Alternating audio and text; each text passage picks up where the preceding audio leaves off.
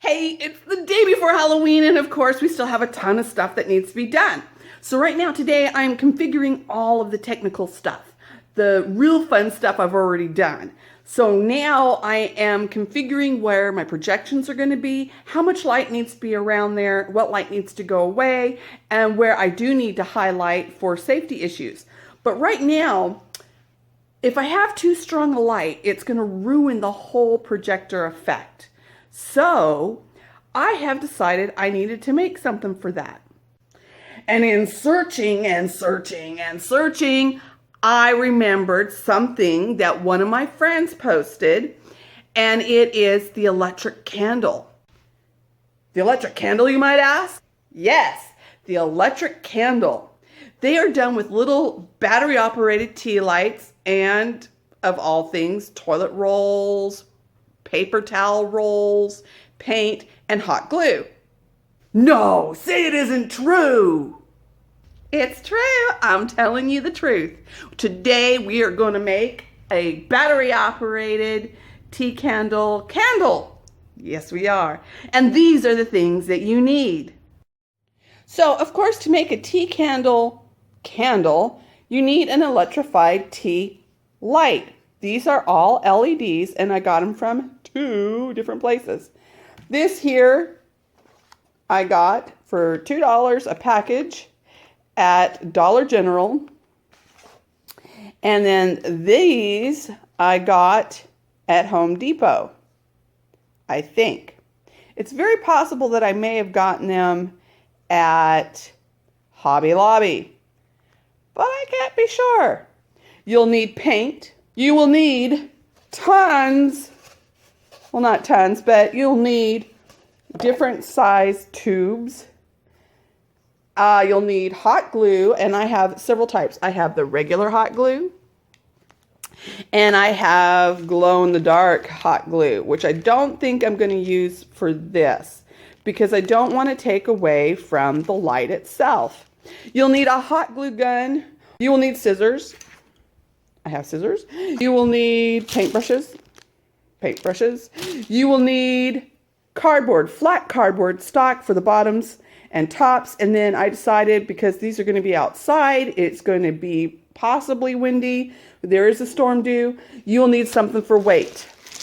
These are glass ice cubes I got many years ago. I bought a ton of them for my wedding. I didn't use all of them.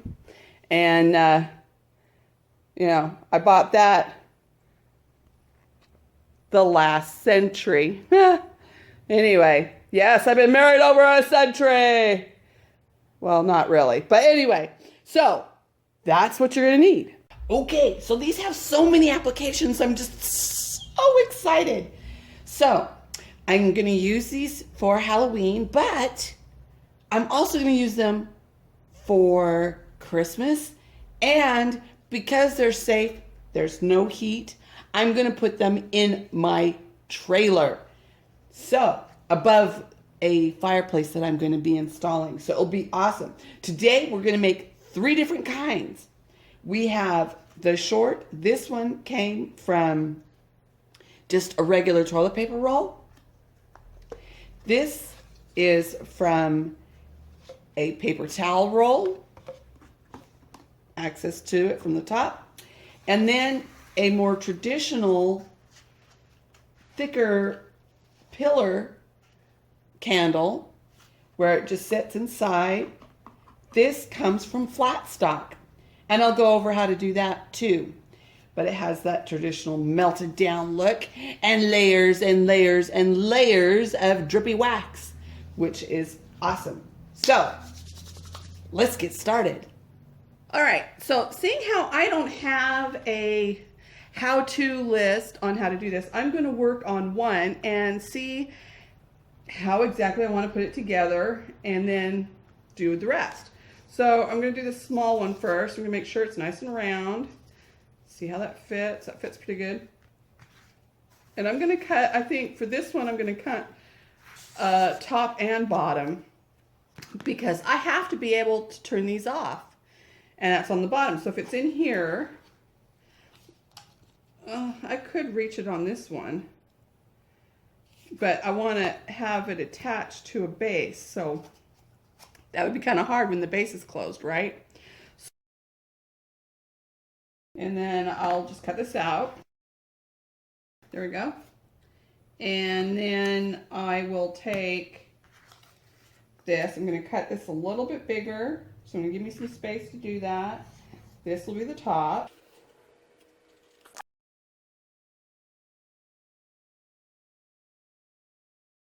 Like that.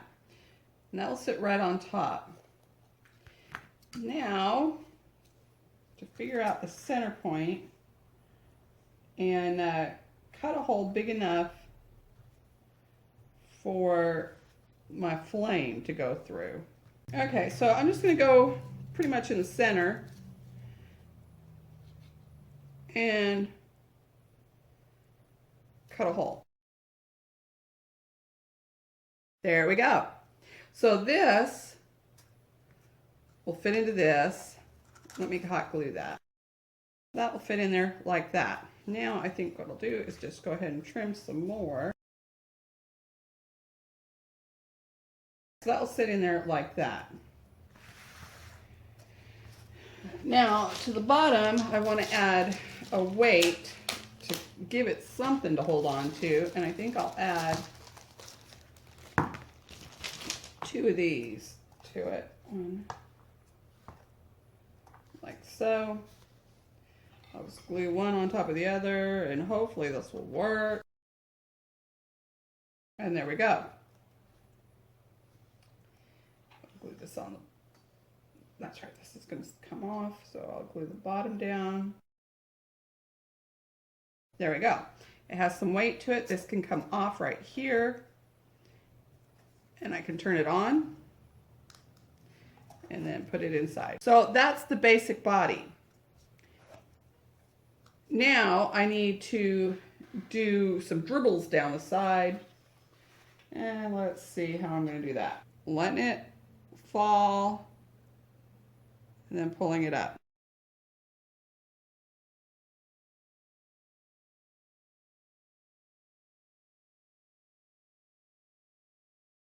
Like that.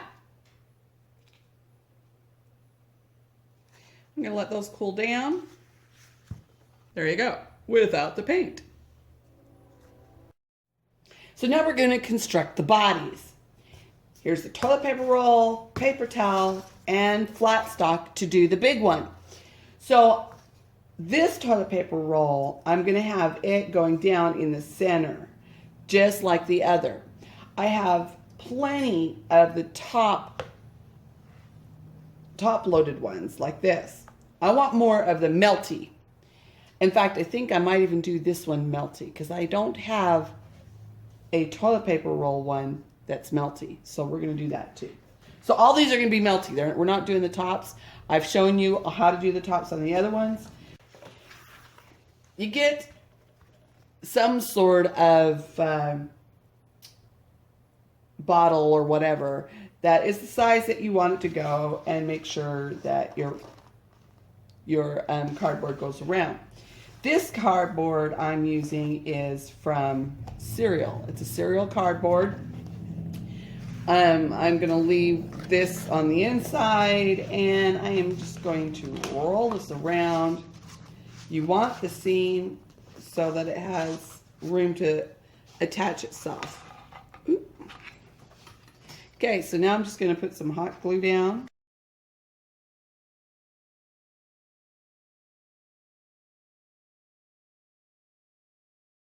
Try not to burn yourself, because that's no fun. Okay. Ta-da! Now I need to make bottom. For the bottom, I'm using one of my favorite retailers' boxes, Amazon. I want it big enough that if the wind hits it, it's not going to fall over. But I want it small enough that I can, really load up a bunch of candles around it so that it looks nice and full.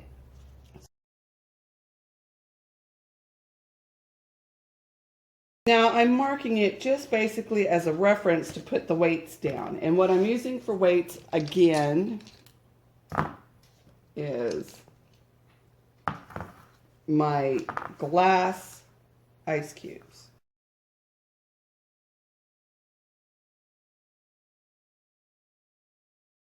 Now I want this seam in the back, so I'll be working from this side. I'm going to go ahead and cut a little bit of the V out of the front. There we go. Now what I'm going to do is round off this a little bit, and I'm going to curl these edges because, you know, the candles aren't thin like that, right? They're thicker. So I'm going to curl these edges by just plainly working them, rolling them with my fingertips. I don't want it like completely down on itself to where it's folded. I just want it rolled. Just like so. Now for the other ones.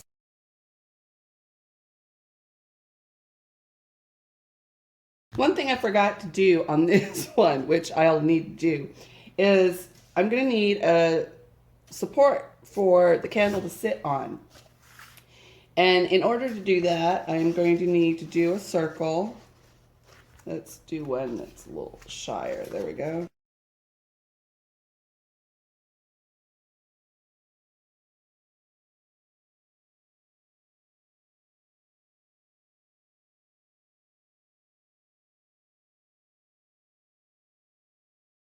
Okay, when doing this, you don't want this any further down than your second knuckle of your finger.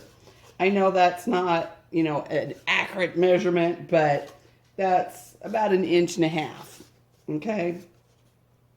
So I'm going to roll this top, and after rolling it, I'm just going to drop some hot glue in there to hold that shelf in place.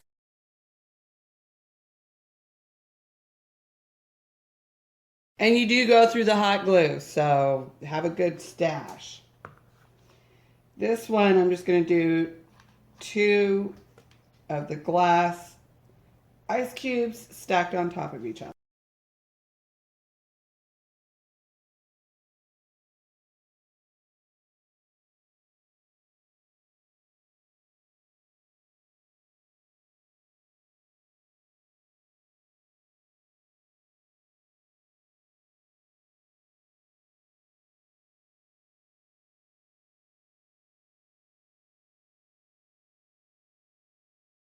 So you make boo-boos?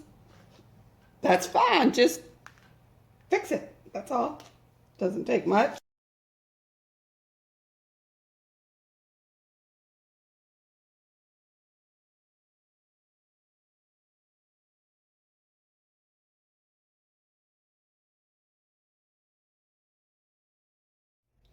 Okay, now for the layers and layers and layers of drips. You're going to start low, variating, and then up, and then up. So we're going to do about 3 layers, maybe a little bit more. On these candles, you want to do them heavier on the sides that have melted down further. It doesn't make any sense that it's going to melt a lot in the back because it's not flowing that way. So you're going to want to concentrate your flow from right about here on down. Makes it a lot easier. On these, I had them going equally all the way around. It looks awesome, but it's not that realistic. On the open front, I had it just really pretty much on the front end, and I personally think that's more realistic. This one was the first flat cardboard pillar candle I did, and I got all into the whole designing of the top and didn't think about where the seam would be, and I did the seam right here in front. So I did my best to hide it with the faux painting. I think it turned out okay. So here we go. We are just gonna hurry up and do our first level, let it cool. You have to let each level cool so the definition of each drip comes out. If you keep doing it while it's hot, it just melds in together and doesn't look good. So, and we're also going to do it up around the tops to help smooth out this edge more, okay? And like I said, be ready to use tons and tons and tons of your hot glue. So I got my hot glue ready. Don't need those yet. And we are going to be going for it.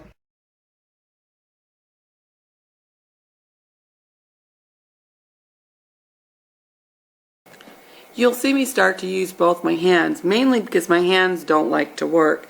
But I also wanted a lot of product coming out, so I was putting more pressure on it to get thicker, melty bits. Just, you know, FYI.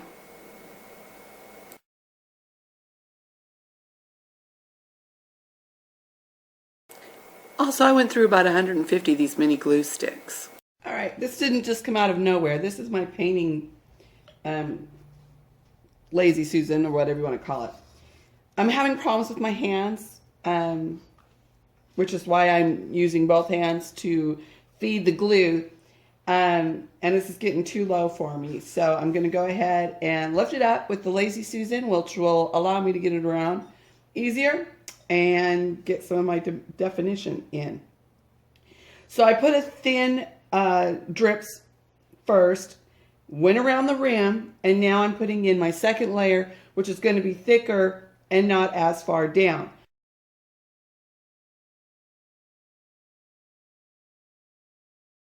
All right, so now we're getting ready for paint. I did add a couple things. I didn't bring my black in, so I brought that in. I am going to use a Krylon clear glaze to go over the top of it. This is triple thick, mainly because it's going to be outside and I don't want it to get ruined, even though this is like super cheap.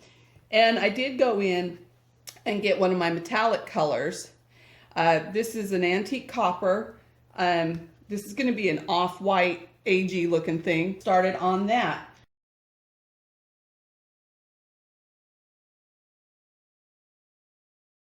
And you know, I think on these, on the bottom here, or not the bottom, but the edges, I'm going to go ahead and I'm going to put some hot glue around the edges.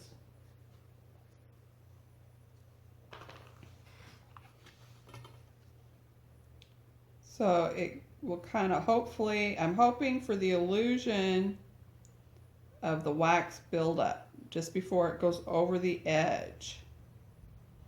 That's what I'm hoping for. We'll see if that's what happens. And this actually, well, this is low temp. Okay. And I might go around this edge a couple of times to build that melted look.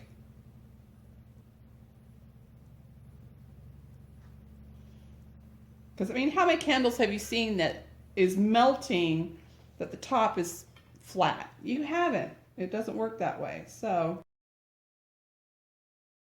I'm going to let that cool. And I'm going to go check on another project I've got going right now, and I'll be right back. Alrighty, I'm back. This is cooled enough for me to do something with it. And let's make sure I got all the water out of there. Let's go ahead and paint that. Dry enough. All right, so I'm going to now get my copper.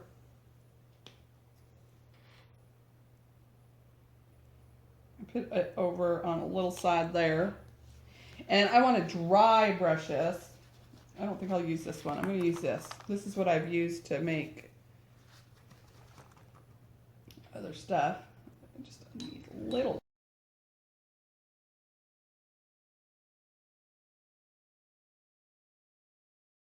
Now when doing a marbling effect, which is what I'm doing on the bottom of this candle, you do need to have 3 color values to have it look right. So I've got the off-white, which is a blend of 4 colors. I have the copper, and I put just a tad of blue in there so that it would darken it up a little bit without making it black. Okay, I need to put a little bit of copper. So I'm going to take it outside and spray it, and we'll be back. Look at that flickering beauty. It is awesome. I had a lot of fun doing this craft, and I hope you'll have fun recreating this craft. If you liked what you see, please push the like button below. If you subscribe, every time I upload a new video, you will be notified and you can keep up on what's going on. Please do comment below. Tell me what you liked about it. If you have any suggestions, if you have anything you'd like me to try, let me know and I will give you credit for it. If you want to see more, you can follow me at www.thebohogranny.com, or I am on Facebook. That's www.facebook.com/thebohogranny. You can also follow me on Twitter at thebohogranny. If you want to put pen to paper and snail mail me, I love snail mail. You can do that by writing to the Boho Granny or the Boho Baby, care of Alissa DeAmonti, P.O. Box 24 in Edwards, Mississippi 39066. And if you send us a self-addressed stamped envelope, we will write you back. Once again, I hope you enjoyed this video as much as I enjoyed filming it, and you letting me spend time with you during your day is a high compliment. Thank you. And until then, I hope to see you down the road.